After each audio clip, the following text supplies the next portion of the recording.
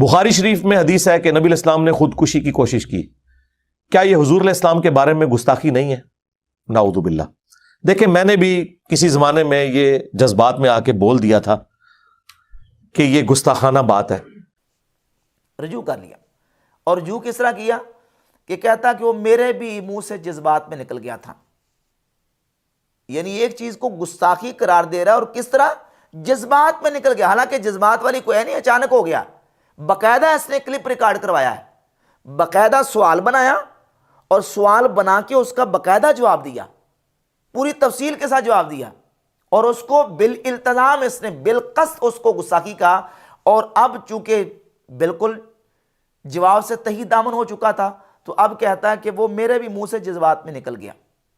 اس کا مطلب یہ نکلا کہ مرزا جیلمی کے منہ سے جذبات میں بھی چیزیں نکل جاتی ہیں، جس کو یہ جذبات میں گستاخی کیا جاتا ہے.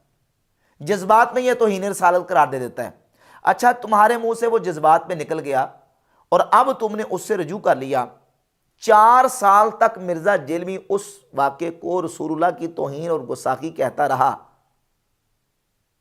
تم نے تو رجوع کر لیا. جو ابھی تک اس کو گستاخی مان رہے ہیں ان کو رجوع کس طرح کرواؤ گے؟ اور یہ جو تعویل تمہیں اب سوجی ہے، جن کو ابھی تک یہ تعویل سمجھ نہیں آ رہی، جو تم نے تعویل کر کے رجوع کیا ہے اس کے گستاخی ہونے سے، جن کو یہ تعویل سمجھ نہیں آ رہی، جس طرح تمہارا بھائی جو کراچی والا مفتی ہمدرد ہے، جو تیرے پاس پہلے آیا تھا انٹرویو کر کے گیا، جس کے تم نے ہاتھ بھی چومے تھے، وہ تو ابھی تک اس کو گستاخی مار رہا ہے.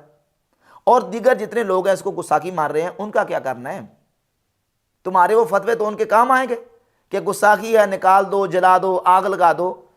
اس طریقے سے مرزا جیلمی کاروائی کرتا. اب چونکہ چاروں شانے چیت ہو چکا ہے، اس کے پاس کوئی حل نہیں تھا، تو کہہ دیا کہ میں نے اس سے رجوع کر لیا، میرے جذبات منہ سے نکل گیا تھا. اور رجوع کیسے کیا؟ اصل میں اس کو ماننا تھا کہ رجوع مجھے کروایا ہے مفتی راشد نے، وہ اس نے ماننا نہیں ہے، وہ اس نے تسلیم نہیں کرنا. کہتا جی میرے ایک شاگرد ہیں، انہوں نے مجھے بتایا اور فوراً میری عقل میں ان کی بات آ گئی، اور میں نے کہا نہیں اس میں طویل ہو سکتی. طویل کیا ہو سکتی ہے کہ دیکھیے قرآن پاک میں کہ یوسف علیہ السلام نے بھی عورت کا قصد کیا، تو یہاں بھی نبی علیہ السلام نے قصد کیا تھا لیکن کام کیا تو نہیں ہے نا.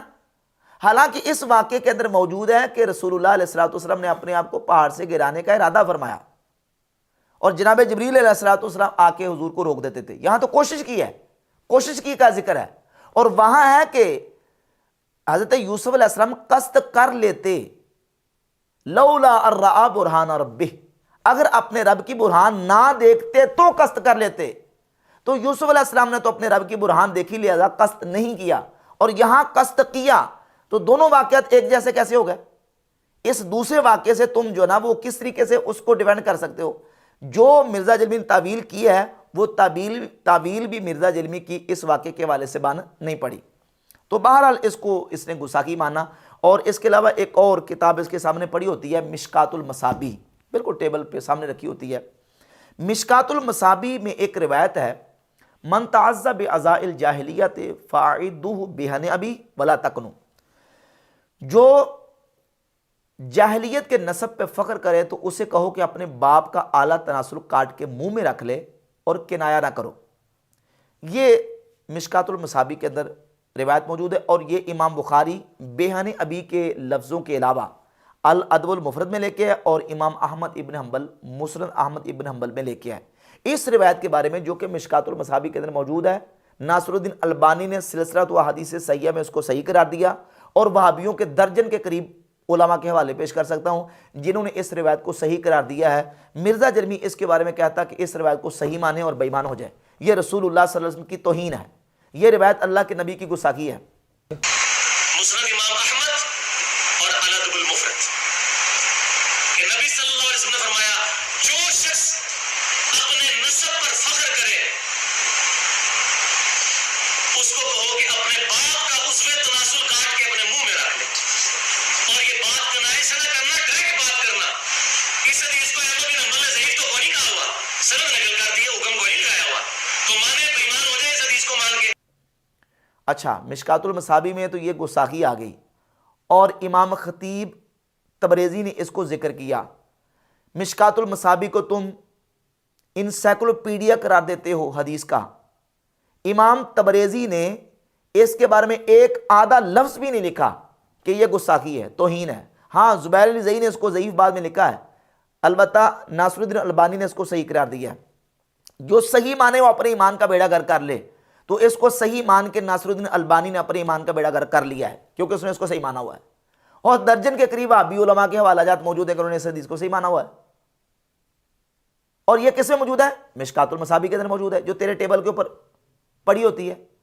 تصوف کی کتابیں تو ہم ان کو درجہ بعد کا دیتے ہیں، قرآن، حدیث، فقہ، اس کے بعد تصوف کا درجہ آتا ہے، اور حدیث کا درجہ تو قرآن کے بعد آتا ہے۔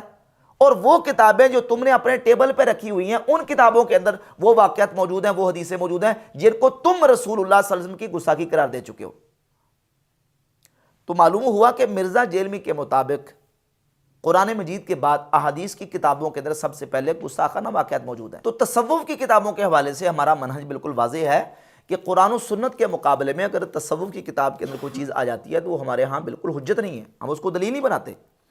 امام احمد رضا خان علیہ رحمہ فتاوی رضویہ کی جلد 22 کے صفحہ 412 میں لکھتے ہیں، ایک مسئلہ اس کا ذکر کیا، اور جو تصوف کی کتابیں ملفوظات وغیرہ اس کے حوالے سے لکھا کہ بعض ملفوظات کہ بعض اولیاء کرام کی طرف بلا سند صحیح متصل منسوب ہوں، ایسے مسئلہ جلیہ واضحہ متفق علیہ کے مقابل ہرگز قابل استناد نہیں۔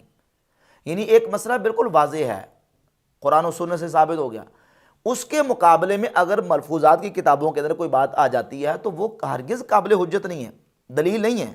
بلکہ ایک اور جگہ پہ امام فرماتے ہیں صفحہ 515، اکابر اولیاء اعظام رضی اللہ تعالی عنہم کے ارشادات کثیرہ سے ثابت کیا ہے کہ شریعت مطہرہ سب پر حجت ہے اور شریعت مطہرہ پر کوئی چیز حجت نہیں۔ حضرات اولیاء جن کی ولایت ثابت و محقق ہے، ان سے جو قول یا فعل یا حال ایسا منقول ہو کہ بظاہر خلاف شرع مطہر ہو، اولاً اگر وہ سند صحیح واجب الاعتماد سے ثابت نہیں، ناقل پر مردود ہے، اور دامن اولیاء اس سے پاک، یعنی اس کو ناقل پر مردود کر دیں گے، اس کو ہم تسلیم کرنے کے لیے تیار نہیں۔ اور فتاوی رضویہ کی جلد 15 صفحہ 555 پہ لکھتے ہیں کہ اولاً کوئی کتاب یا رسالہ کسی بزرگ کے نام سے منسوب ہونا اس سے ثبوت قطعی کو مستلزم نہیں، بلکہ فرماتے بہت رسالے خصوصاً